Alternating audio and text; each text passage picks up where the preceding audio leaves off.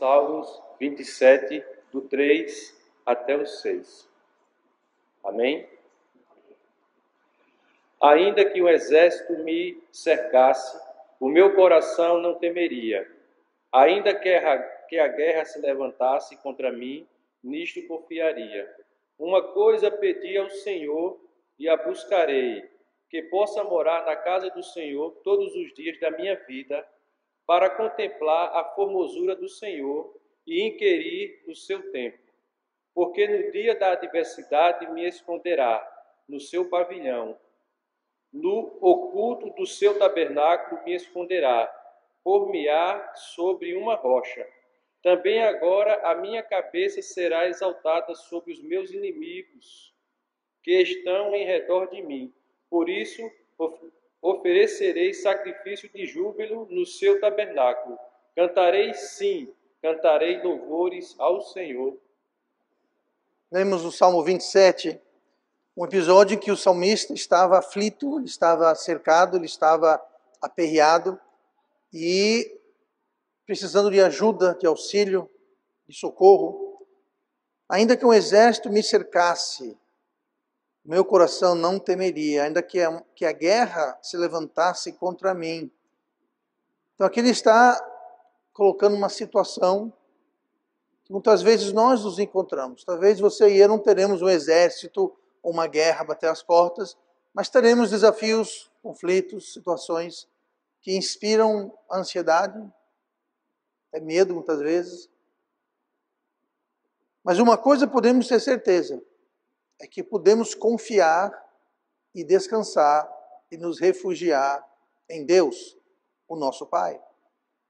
É verdade que muitas vezes é possível os nossos próprios pais, os pais aos seus filhos os desampararem de forma emocional, material, espiritual.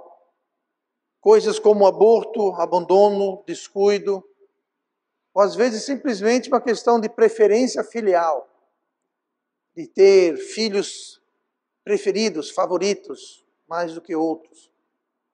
Davi incorreu esse erro e causou grandes problemas. Nós vemos isso na vida do seu reino, dos seus filhos. Mas não deixe de ser um descuido. Temos uma preferência filial, ou abandono, ou o que seja lá qual for a origem. Nenhuma criança deveria cogitar ou temer ser desamparado pelos pais. E como filhos de Deus, nós temos essa certeza, que mesmo que nossos pais, que chegue a essa situação de desamparo, abandono, descuido, nós sabemos que o nosso Pai Celestial não nos abandona. No Salmo 27, inclusive alguns versículos abaixo do que nós lemos até o versículo 6. Se você olhar no versículo 10 do Salmo 27, diz assim: porque quando meu pai e minha mãe me desampararem, o Senhor, então essa palavra, o Senhor, tudo em maiúsculo, pois é, está aí a tradução da palavra Jeová. Senhor Deus, Senhor Jeová, me recolherá. Então, quando amigos, parentes, colegas desamparam-nos, nós nunca seremos desamparados pelo Senhor. Aqui nós lemos, o Senhor me recolherá. Não é para ter medo, Deus não vai recolher você de levar a gente para o céu, não é isso. No dicionário, a palavra recolher significa deixar aonde estava para abrigar ou repousar. Ou seja, Deus vai vir de onde Ele estiver e vai nos abrigar. Ele vai vir de onde Ele estiver e vai vir nos socorrer. Mas tem uma condição para termos esse socorro sempre presente. Essa condição é mais importante não para que ela ocorra, mas para que nós possamos ter paz, que nós possamos ter descanso e tranquilidade. O versículo 4 que nós lemos, uma coisa pedi ao Senhor e a buscarei. Então veja bem, ele pediu a Deus, fez uma petição, mas ele não ficou assim, pediu a Deus e aí Deus, cadê? Olha o que está dizendo. Uma coisa pedi ao Senhor e a buscarei. Pedi ao Senhor e buscarei. Ele vai fazer alguma coisa a respeito. Uma coisa pedi ao Senhor e a buscarei, que possa morar na casa do Senhor todos os dias da minha vida, para contemplar a formosura do Senhor e inquirir no seu templo. Contemplar a formosura do Senhor. Hoje eu queria falar no tema a formosura do Senhor. A formosura do Senhor, a beleza do Senhor. Mas o que seria exatamente morar na casa do Senhor? Uma coisa é pedir ao Senhor e a buscarei, que possa morar na casa do Senhor. O que seria morar na casa do Senhor? Seria ficarmos de segunda a segunda constantemente na casa de Deus? Seria essa a expressão? Nós queremos morar na casa do Senhor com a finalidade de contemplar a formosura dele. E para isso, para contemplar a sua formosura, é preciso estar constantemente, todos os dias, na casa do Senhor. Então eu quero agora explicar o que é morar na casa do Senhor. Porque se for vir à igreja, então nós devemos ter cultos todos os dias, o dia inteiro. Pastor, onde é que você está indo com isso? Eu não estou no lugar nenhum, eu estou dizendo que não é isso que a Bíblia está dizendo. Tá? Existem igrejas que têm cultos todos os dias, várias vezes por dia. Mas não é isso que está dizendo aqui. A Bíblia não especifica quantos cultos uma igreja deve ter.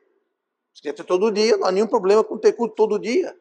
Não tem nenhum problema ter culto 2, 3 vezes ao dia. Não há nada de errado com isso. A Bíblia não proíbe, mas a Bíblia também não ordena. Fica a critério da igreja. Mas o que seria então morar na casa do Senhor? Olha comigo no versículo 4 mais uma vez. Onde diz que possa morar na casa do Senhor todos os dias da minha vida. Fica bem claro, morar na casa do Senhor todos os dias da minha vida. A primeira coisa que vem à mente, como eu falei agora há pouco, é ir para o culto, é ir para a igreja. E na realidade, é uma ordem que nós temos, Hebreus 10, no versículo 25, nos ordena, não deixando nossa mútua congregação, como é costume de alguns, antes admoestando-nos uns aos outros, e tanto mais quanto vedes que se vai aproximando aquele dia. Então aqui nós devemos não deixar a congregação, o ajuntamento, a reunião da igreja.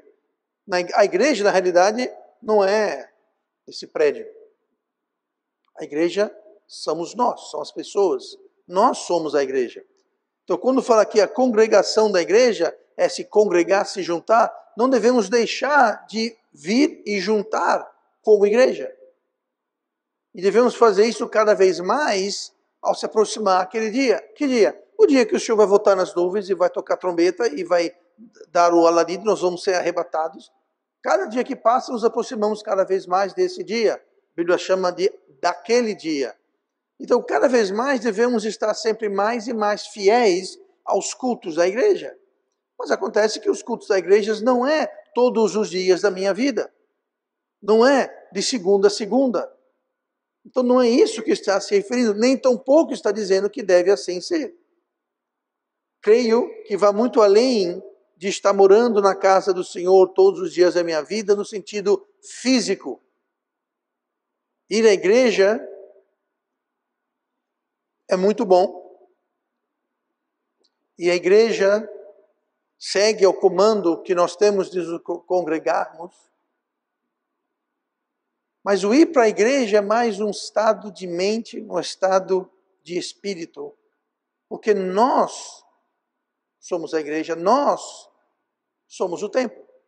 Isso aqui não é o templo, isso aqui nada mais é do que na realidade era um galpão que foi convertido para uma igreja. Nós somos o templo, nós somos a igreja. 1 Coríntios 3,16. Não sabeis vós que sois o templo de Deus e que o Espírito de Deus habita em vós?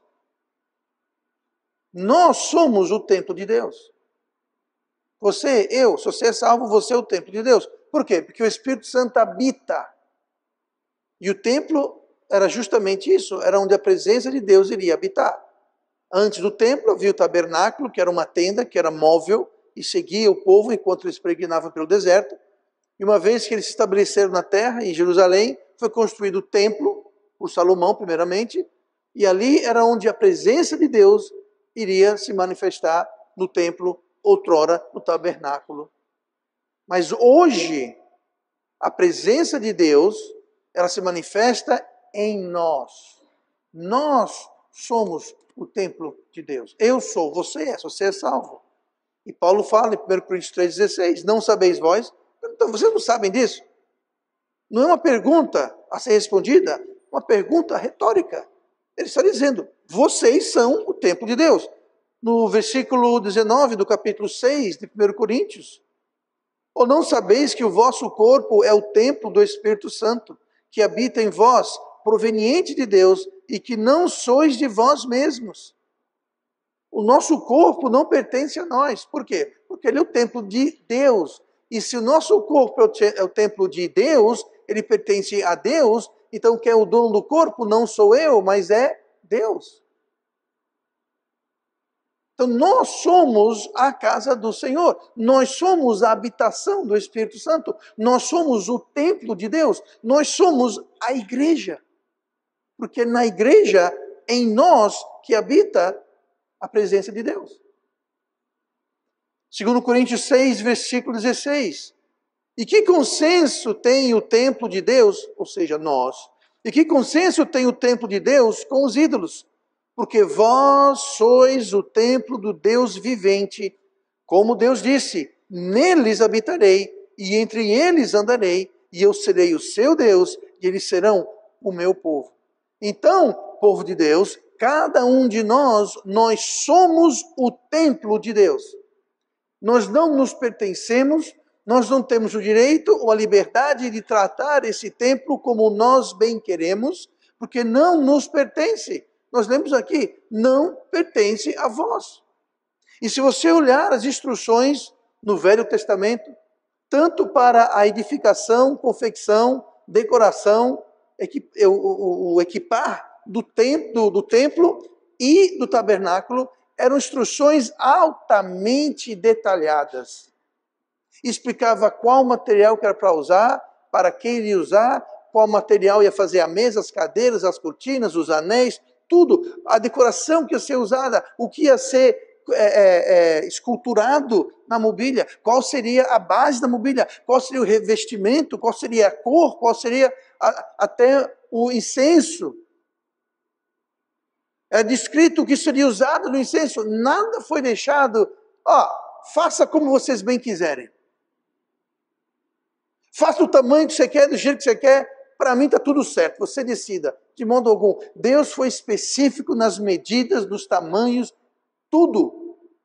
Por quê? Porque o templo era de Deus. O tabernáculo era de Deus. E esse corpo aqui, e o corpo que você tem, que Deus lhe deu para habitar nesta terra, se você é salvo, ele é o templo do Espírito Santo de Deus, proveniente de Deus. E não pertence a você, e não pertence a mim, mas pertence a Deus. Nós somos o templo de Deus. Para contemplar sua formosura, não se trata de ir para a igreja. Não se trata de se deslocar a algum lugar. Contemplar a formosura, para contemplar a beleza de Deus, é uma questão de ter um estado de espírito, uma condição de espírito, de reconhecimento de que Deus habita em nós. O Espírito Santo de Deus não é uma força, não é uma energia, não é um plasma, não é um ectoplasma, é uma pessoa que habita, que sela, marca Deus dentro de você. Você não precisa vir para a igreja para estar na presença de Deus. Contemplar a formosura de Deus, do Senhor, é entender que Ele habita em nós, que nós somos o templo, e Ele habita no seu templo. E você não precisa esperar até domingo para vir para a igreja e contemplar a formosura do Senhor. Você não precisa esperar até o dia de culto para contemplar a beleza do Senhor. Você pode e deve e precisa, nós precisamos contemplar a beleza do Senhor cada instante do nosso dia, porque Ele habita em nós, e nós somos o seu templo. O que é então morar na casa do Senhor? É ter essa consciência de que Deus habita em nós. Para quem não é salvo, Deus não habita em você.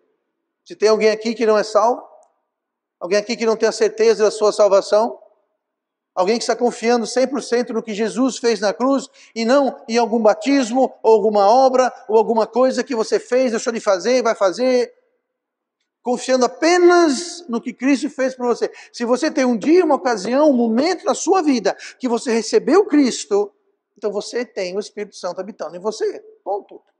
Você não precisa fazer nada após salvação. Você não precisa esperar ser batizado. Um instante, um momento que você confia em Cristo, que você o aceita como Salvador da sua alma, o Espírito Santo entra, ele sela, ele é o depósito, ele é a fiança, ele é a garantia de que nós pertencemos a Ele. Não é uma experiência diferente da salvação. Faz parte integral e, de fato, é o ato da salvação. Você já tem o Espírito Santo. Não precisa fazer algo mais ou esperar. Você foi salvo, é sinônimo. Salvação, recebeu o Espírito Santo, é a mesma coisa. E você então se tornou naquele momento, e para todo sempre, templo do Senhor. Templo do Senhor. O que seria então contemplar a formosura do Senhor? Estar todos os dias a entender que Ele habita em nós. Mas como contemplar? Como diz o versículo 4. Que possa morar na casa do Senhor todos os dias da minha vida. É por isso que fala todos os dias da vida. Por quê? Porque todos os dias da sua vida, o Espírito Santo está dentro de você, que é o templo. Mas continua. Para que possa morar na casa do Senhor todos os dias da minha vida. Para quê? Para contemplar a formosura do Senhor. Se Deus habita em nós, nós podemos contemplar a formosura do Senhor a cada instante, de todos os dias da nossa vida. A palavra contemplar, se você olhar no dicionário, eu olhei para você, então não se incomode. E essa é a atitude que devemos ter de contemplar, é isso que fala o texto. Contemplar, fixar o olhar com encantamento e admiração.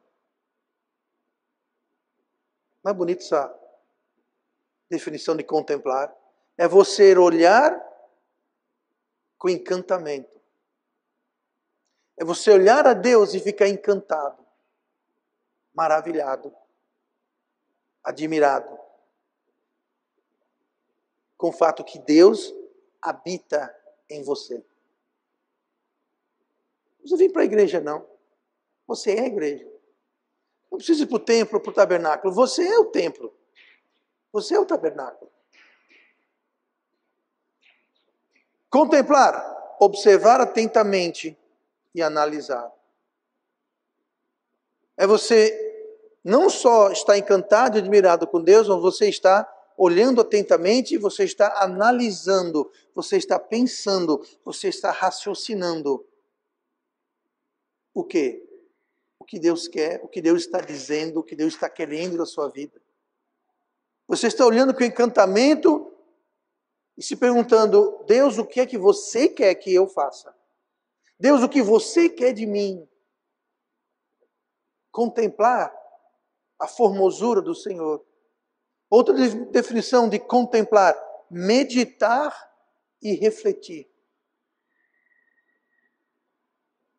Todos os dias nós devemos meditar e refletir, nos encantar e analisar a presença de Deus em nossas vidas. E o que isso quer dizer, o que isso impacta o nosso dia a dia. Contemplar a beleza do Senhor, estar na presença, no templo do Senhor, todos os dias. Você faz isso todos os dias? Triste o crente que só contempla a beleza do Senhor no domingo, à noite, de tal a tal hora. Todos os dias da minha vida eu quero contemplar, eu quero admirar, me maravilhar, atentar, refletir e meditar todos os dias, estaria o nosso dia, nossa vida cheia demais, corrida demais para fazer isso, para contemplar a beleza do Senhor? Pastor, que eu não tenho tempo, eu tenho filho, eu tenho marido, eu tenho esposa, eu tenho patrão, eu tenho contas para pagar, coisas para fazer, lugares para ir, eu não tenho tempo. Eu entendo, sinceramente eu entendo. Mas será que nós não podemos fazer tempo para contemplar? Note, todos os dias não quer dizer o dia todo. Deus não está dizendo você passar o dia todo contemplando a beleza do Senhor, passar o dia todo fixando, se contentando, nada de errado, mas não é isso que o texto está dizendo. O texto está dizendo todos os dias. Não precisa ser todos os dias, o dia todo. Algo que eu sempre ensino aqui, prego, a questão do dízimo. Ei, lá vem o pastor, sabia que estava demorando, voltou para logo falar no dízimo. Esquece dízimo de dinheiro. O dízimo de dinheiro é a coisa menos importante em que dizimamos. Muita gente acha que é o mais importante, porque é mais importante para eles, porque o dinheiro é tudo, é o rei, é tudo na vida dele, dinheiro. Então eles colocam o dízimo de dinheiro. Mas o dízimo não é só de dinheiro não, minha gente. E o dízimo mais precioso é o dízimo do nosso tempo. A definição bíblica do dízimo é tudo aquilo do que Deus nos deu, de tudo que Deus nos acrescentou. Me diga uma coisa, Deus nos acrescentou vida. Deus nos acrescentou tempo. Desde o domingo passado você teve aproximadamente 170 horas. Uma semana são 170 horas. Sim, pastor, e daí? Daí que você e eu, nós devemos ao Senhor o dízimo do nosso tempo. Onde é que fala isso? Eu acabei de falar. O dízimo é 10% do acréscimo que Deus lhe dá. Deus lhe deu vida, tempo. Se você calcular direitinho, você dá o seu dízimo do seu tempo. Gente, então, o dízimo do dinheiro é relativamente fácil. Dízimo do tempo é mais difícil. Não é não, faça. Infelizmente, se eu estiver errado, por favor me avise, mas a grande maioria dos crentes não dizima do tempo. Pastor, o que seria dizimar do tempo? Tudo que você faz para Deus. Por exemplo, ir para o culto. Mas a não ser que você vá para o culto todo dia, várias horas por dia, você não vai passar 17 horas em culto. Como mais se pode dizimar do tempo? Leitura da Bíblia, oração, evangelização e qualquer outra coisa que você faça para a obra de Deus. Faça um cálculo rápido aí na sua mente, não me diga, eu não quero saber, eu quero que você saiba. Quantas horas por semana caem nessas 5 categorias, ou outras categorias, em que você pode dizer que você dedicou exclusivamente o seu tempo para a obra de Deus, ou alguma coisa para Deus. Um tempo que você gastou com Deus, lendo a palavra, em oração, vindo ao culto, evangelizando, visitando pessoas na cadeia, no hospital, enfim. Eu não quero saber, eu quero que você saiba. E você vai ver como está faltando. Deus não quer 100% do seu dinheiro. E Deus não quer 100% do seu tempo. Porque Ele sabe que nós precisamos de tempo e dinheiro e recursos para viver nesta terra. Mas Ele diz, 10% pertence a mim. Contemplar a formosura do Senhor todos os dias, mas não precisa ser o dia todo. E se você não tem tempo de contemplar a formosura do Senhor, então você precisa fazer tempo. Deixar de fazer alguma coisa, mudar alguma coisa. É como dízimo. Ah, pastor, eu não tenho como dizimar. Dê um jeito.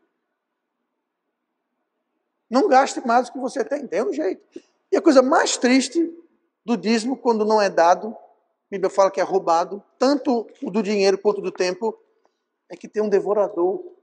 Aplica-se ao tempo. Se você não dá o tempo que pertence a Deus, o tempo que lhe sobra não vai render.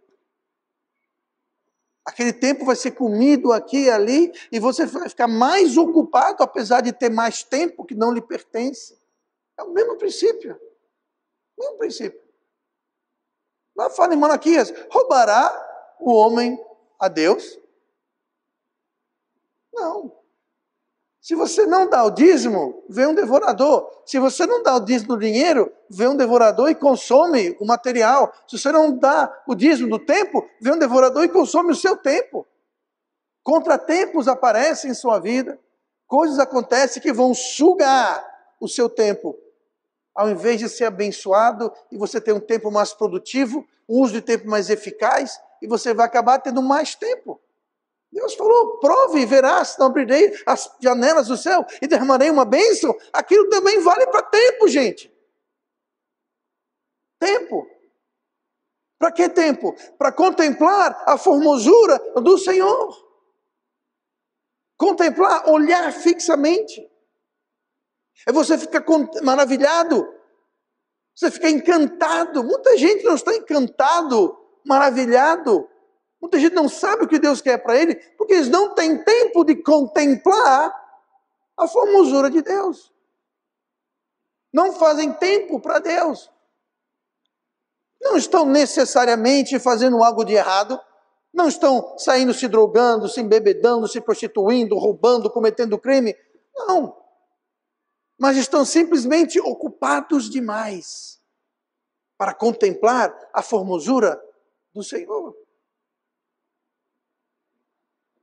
Uma vez que estamos contemplando a formosura do Senhor, nós teremos certos benefícios e privilégios.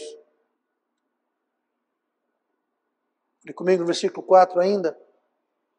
Uma coisa pedi ao Senhor e a buscarei. Note, reenfatizando, eu pedi e buscarei. Buscarei o quê?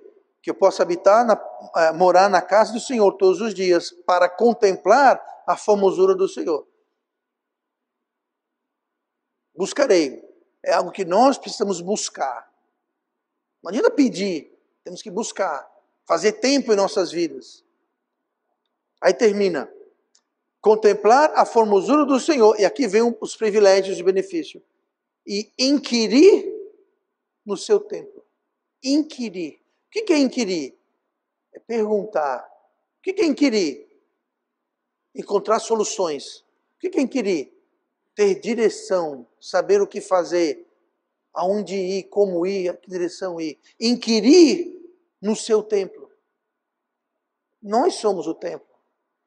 Nós podemos olhar para dentro e inquirir, contemplar a beleza do Senhor. Nós podemos ouvi-lo. Talvez não de forma audível. Mas nós podemos ouvir a sua voz nos liderando, nos guiando. Podemos ter a sua paz nos tranquilizando. Quando inquirimos, a pessoa que não inquire ao Senhor, sabe o que ela faz? Ela não pergunta porque ela já sabe o que ela vai fazer. Ela não vai a Deus e fala, Deus, o que eu devo fazer? Ela fala, Deus, eu já sei o que eu vou fazer. Certo ou errado, eu sei o que eu vou fazer. Eu sei o que eu acho, que eu penso, a minha opinião, a minha decisão. Eu vou fazer assim. Tal pessoa não inquire a Deus. Ela já está decidida. Já sabe o que quer. Já decidiu o que é certo e o que é errado. Tá bom demais, eu não vou perguntar. Para que perguntar? Eu digo uma coisa. Se você sabe o caminho para a sua casa, e eu espero que você saiba o caminho para a sua casa, você não vai sair na rua e perguntar, moço, por favor, onde é que fica a rua tal? Por quê? Você sabe onde você mora, você sabe como chegar lá. E tem muito crente que vive a ilusão de que sabe o que está fazendo. Sabe onde está indo e não faz a mínima ideia. Que precisa inquirir, buscar a solução e a direção de Deus. Mas não busca porque acha que já sabe. Muito triste, mas é uma realidade.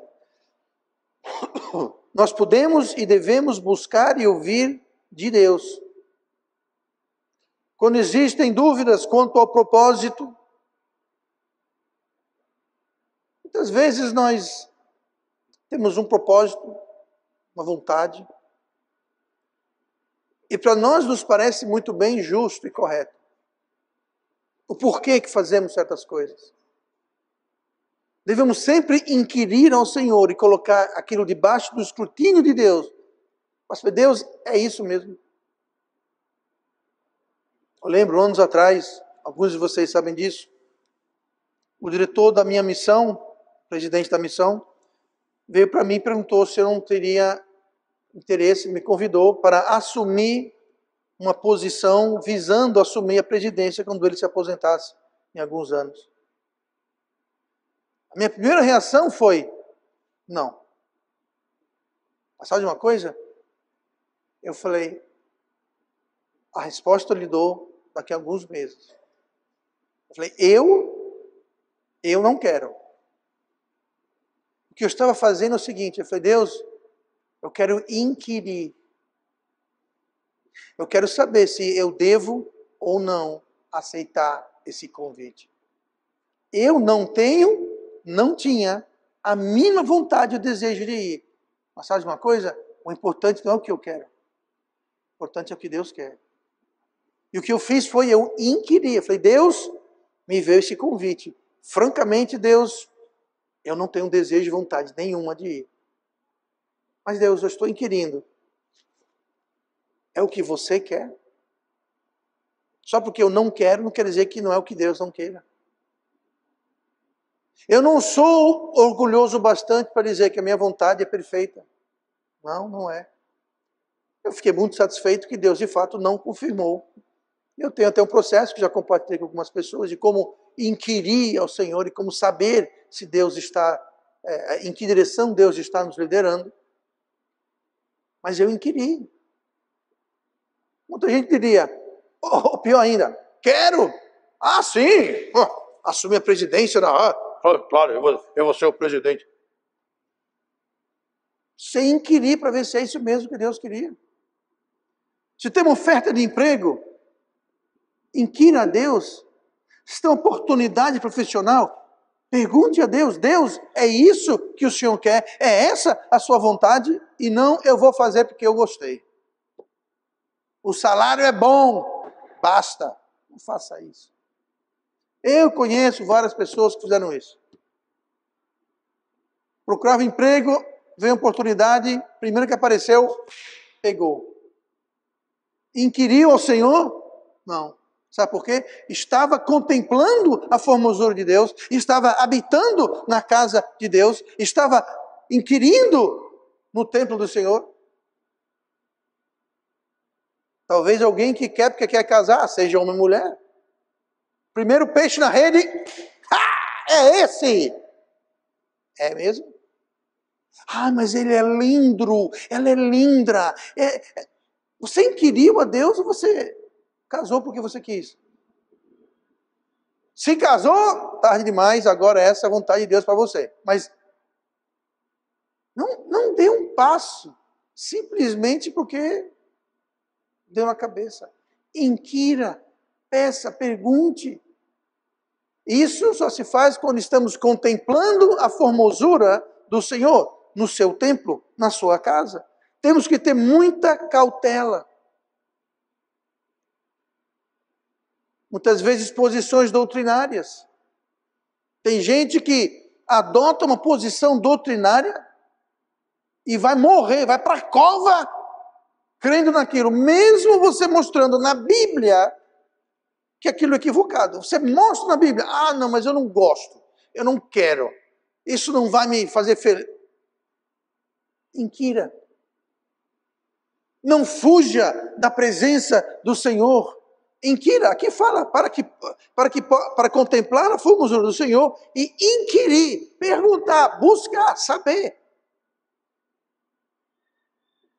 Não devemos deixar que a palavra seja torcida para concordar com o que nós gostamos. Seja a palavra, seja uma situação.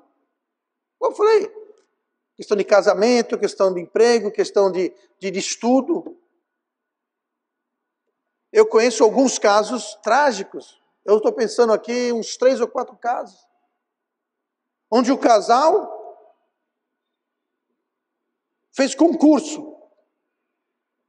A mulher fez o concurso, a esposa, federal.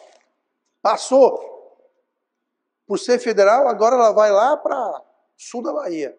Estou citando um caso real, não é da igreja aqui. A mulher passou no concurso de polícia federal, foi designada, postada, enviada na missão para o sul da Bahia. O marido era concursado no estado. O marido está hoje em Maceió e ela mora no sul da Bahia. E se vê uma vez a cada, sei lá. Deixa eu contar uma coisa. Essa mulher que deveria ter feito concurso, na minha opinião, faz concurso estadual para ficar pelo menos. E outra coisa, estadual. Vai para Santana de Ipanema.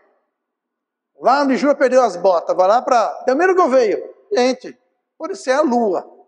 É longe. Faz concurso para a prefeitura, pelo menos garante que vai ficar aqui em Maceió. Acontece. Conheci o caso de uma mulher de Pernambuco, de Recife. Fez um concurso no Correio, passou, mandaram para cá. Ela morava em Maceió, o marido no Recife. Que loucura é essa, gente?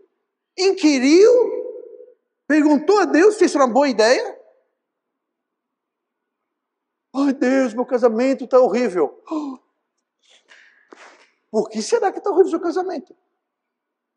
Será que é porque vocês moram em outros estados diferentes? Mas pastor, eu passei no concurso federal. Vale a pena destruir seu casamento? Se dinheiro e carreira é mais importante para você, boa sorte. A Bíblia fala que não. E a vida fala que não. E eu falo que não. Mas sabe o que é isso? É não inquirir ao Senhor. Simplesmente vou fazer o que eu quero. Não está cometendo um crime, não está quebrando a lei, não está... Mas é tolice não inquirir ao Senhor. Para terminar, versículo 5. Nós temos respostas a contemplar a formosura do Senhor e nós temos proteção. Proteção. Olha o versículo 5. Porque no dia da adversidade me esconderá no seu pavilhão. No oculto do seu tabernáculo me esconderá. Por-me-á sobre uma rocha. Quando nós contemplamos a formosura do Senhor, nós temos proteção. Ele nos esconde, nos protege, nos cobre. Ele nunca nos abandona quando estamos na presença dele, habitando na casa. O irônico e o triste é que nós somos a casa, nós somos o templo. Não é uma questão de nós nos deslocarmos, ele já está em nós. É simplesmente nós passarmos tempo, contemplar, fixar o olhar com encantamento, admirar, meditar e refletir sobre o Deus vivo que habita em nós. Ah, mas pastor, estou muito ocupado. Não vai ter proteção, não vai ter direção. Vai ficar exposto e desprotegido. É bom ser abençoado, ajudado, acolhido, protegido, direcionado por Ele. Em resumo, quem é Deus para você?